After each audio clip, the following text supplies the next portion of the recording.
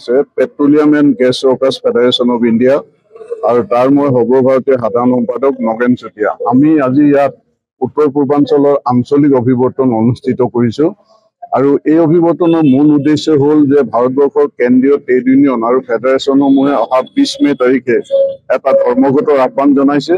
আমি সেই ধৰ্মঘটৰ সমৰ্থনতে এই অভিৱৰ্তন অনুষ্ঠিত কৰিছো। বিশেষকৈ পেট্ৰলিয়াম সেক্টৰত আমাৰ শ্ৰমিক যিসকল আছে, আমাৰ ইউনিয়ন আছে, এই ইউনিয়নসমূহক আমি আহ্বান জনাইছো যে 20 মে ধৰ্মঘটত যাতে অংশগ্ৰহণ কৰে। কাৰণ এই 20 মে ধৰ্মঘটৰ মূল দাবীটোৱে হৈছে যে কেন্দ্ৰীয় চৰকাৰে যিটো শ্ৰম কোড বনাইছে, 29খন শ্ৰমিক আইন প্ৰত্যাহাৰ কৰি 4টা যি শ্ৰম কোড বনাইছে, এই শ্ৰম কোডে অহা দিনত শ্ৰমিক শ্ৰেণীক গোলামত পৰিণত কৰিব।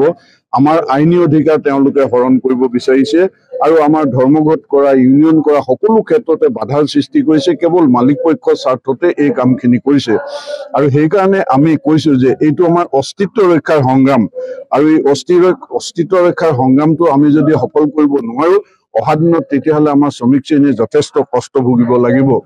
ইয়াৰ উপৰিও অন্যান্য দাবী আছে, যেনে ব্যক্তিগতকৰণ চলি আছে। আপোনালোকে জানে গুৱাহাটীৰ এয়াৰপৰ্ট আজি 2 বছৰ আগত আদানীক দি দিলে। এতিয়া তেওঁলোকে আৰু 22টা এয়াৰপৰ্ট প্ৰাইভেটক দিব বিচাৰিছে। 400 ৰেল ষ্টেচন প্ৰাইভেটক দিব বিচাৰিছে, যিটো জাতীয় মুদ্ৰাকৰণ পাইপলাইন নাম দি পেলাই নি 12,000 পেট্ৰলিয়াম পাইপলাইন, গেছ আৰু প্ৰডাক্ট পাইপলাইন তেওঁলোকে দীৰ্ঘদিন 60 বছৰ 70 বছৰ লিজত দিয়াৰ কাৰণে তেওঁলোকে প্ৰস্তুতি লৈছে। এই আৰু মূল্যবৃদ্ধি আছে আৰু অন্যান্য দাবীবিলাকো আছে। ঠিকা শ্ৰমিকৰ নিৰ্দিষ্ট কিছুমান দাবীও আছে।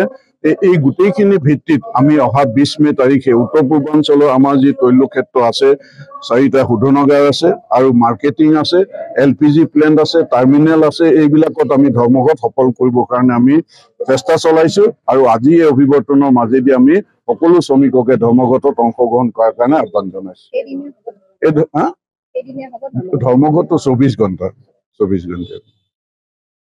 Stay informed, stay ahead. News NE 365.